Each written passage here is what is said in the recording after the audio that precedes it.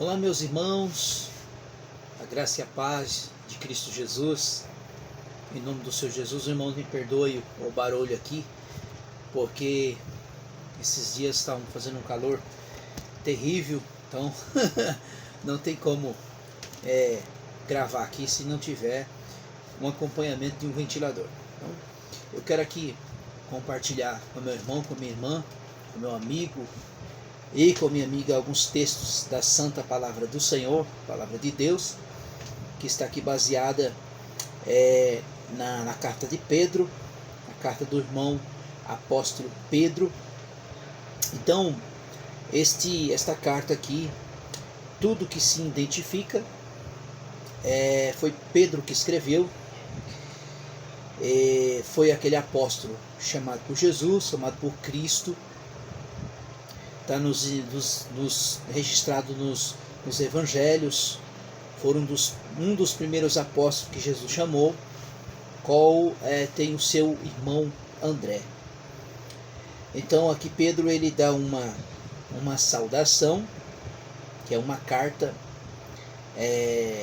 uma carta universal, uma epístola universal. Quando falamos universal, é que ela quer dizer católica, né? Não catolicismo romano, nem catolicismo ortodoxo, enfim, não tem nada a ver nesse sentido. Quando ela disse que é universal, ela foi direcionada tanto para judeu como grego, né? Até então que as cartas paulinas, as cartas de Paulo, elas também Paulo direcionava especificamente para aquela igreja de Éfeso, igreja de Filipenses, igreja aos Gálatas, enfim. Então, vejamos aqui, o verso 1 diz assim, Pedro, apóstolo de Jesus Cristo, né? Veja aqui que logo aqui no início, Pedro já se identifica como um apóstolo, né?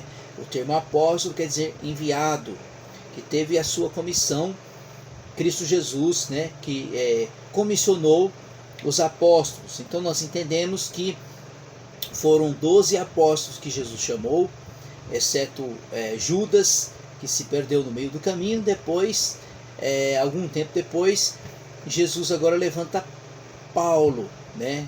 Por Saulo se tornou Paulo. Então Paulo ele foi uma testemunha ocular de Cristo. Então é por isso que quer dizer, a Bíblia nos ensina que não existe mais apóstolos a não ser os que foram chamados por Cristo, né? Então a igreja ela está edificada sobre Cristo e sobre as doutrinas apostólicas. Da dispensação da ponta da Galácia, da Capadócia, da Ásia e da Bitínia. Quando ele diz aqui dispensação, quer dizer estrangeiro, né? Estrangeiro é um peregrino, é um passageiro, ele está de passagem, nós somos peregrinos nessa terra. Então o Senhor nos chamou para ser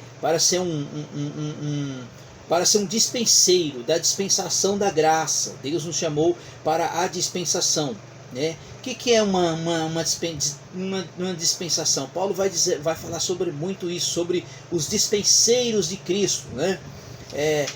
Nós estamos à dispensação do Senhor Jesus Cristo.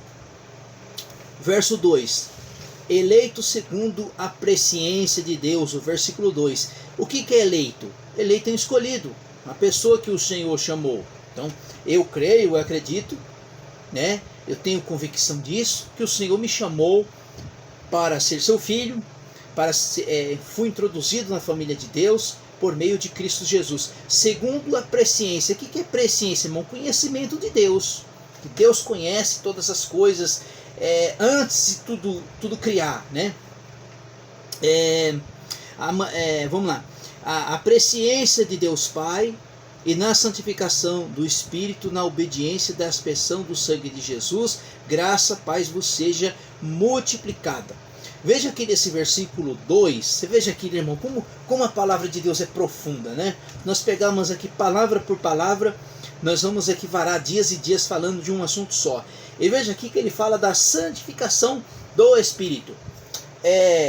Santificação, o que é santificação, irmão? Santificação todos aqueles que foram chamados para o Senhor foram salvos. Então nós acreditamos que existe 3 processos: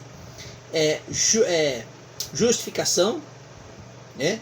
Justificação, santificação e glorificação. Esse é o processo do cristão. Versículo 3. Verso 3.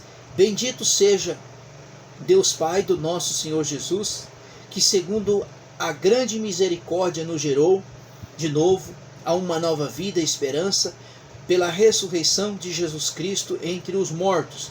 Veja que no versículo 3, Pedro aqui aborda, primeira coisa aqui, ele vai abordar misericórdia. O que é misericórdia? Misericórdia é um ato de bondade de Deus para conosco. Misericórdia quer dizer coração. Então, a primeira coisa que Deus trabalha em nós é no nosso coração, na nossa mente. Por isso que a Bíblia vai dizer assim que Cristo, agora nós temos a mente de Jesus, quer dizer, Paulo disse isso, agora nós temos a mente do Senhor Jesus. Verso 4, é uma herança incontaminável que jamais perderá o seu valor, guardado no céu para vós. Versículo 5, e que pelo poder de Deus sois guardados mediante a fé na salvação preparada para ser revelada no último tempo. Então, veja aqui, até o versículo, eu vou parar aqui no versículo 5, senão vai ficar um vídeo muito extenso, porque o versículo 6 em diante, Pedro vai passar um conforto para os irmãos a respeito que eles estavam passando por grandes tribulações. Então o versículo 4, Pedro aqui está dizendo que nós recebemos uma herança. Essa herança, o qual ela nada pode ser trocada por ela, né? Nada substitui a herança que Cristo nos deu, né? E a Bíblia, ela fala um pouco, né, da herança que nós recebemos, a herança do Espírito Santo, quer dizer, a herança, o penhor do Espírito, né? Efésios 1,4. A herança da riqueza aos santos, Paulo vai dizer isso, Efésios 1,18. A herança, né, de ser luz aos santos, tá? Colossenses 1,12. A herança do galardão, né? Quando é que nós vamos receber esse galardão? Quando nós estivermos perante ao tribunal de Cristo, tá? Em Colossenses, Colossenses 3,24, a herança que nós recebemos, a herança da promessa eterna, tá? Hebreus 9,15, a herança de alcançar outras bênçãos que bendizemos, quer dizer, pois agora nós fomos assentados agora nas regiões celestes em Cristo. Enfim, irmãos, é isso aí, né? Essa é a mensagem do Senhor. Então eu vou parar aqui no versículo 5.